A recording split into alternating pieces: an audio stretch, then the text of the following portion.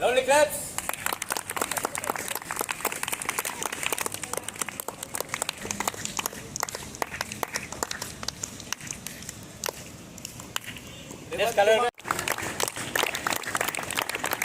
దేశం లోపల మొట్టమొదటిగా స్టార్ట్ అయిందన్న.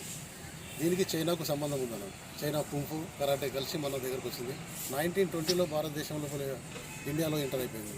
ఆ తర్వాత మన ఇప్పుడు 2020లో మన ఒలింపిక్స్ లోపల కూడా అర్హత సాధించడం జరిగింది. ఈరోజు కరాటే అంటే మామూలుగా బాక్సింగ్తో పాటు కూడా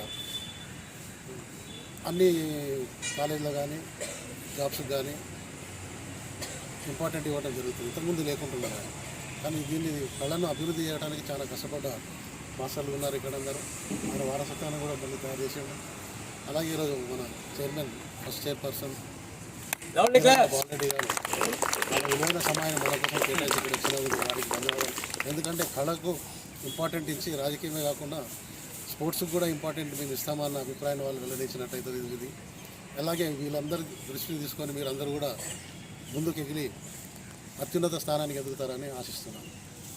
థ్యాంక్ యూ. టైకాండ్ 25 years నుంచి నేర్పించడం అంటే ఆషామాషి కాదు.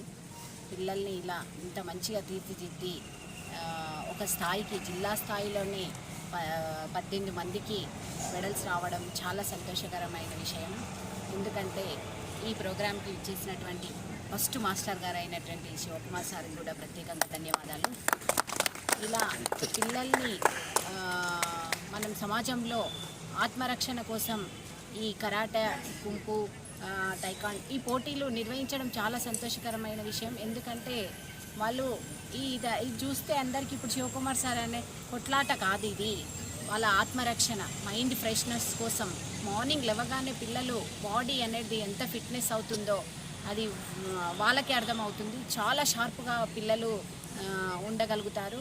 కాబట్టి ప్రతి ఒక్కరు ఇంకా అన్నగారు ఇంకా ఎంతోమంది పిల్లల్ని ఇలాగే తీర్చిదిద్ది వాళ్ళకి ఎన్నో మెడల్స్ సాధించాలని కోరుకుంటున్నాను.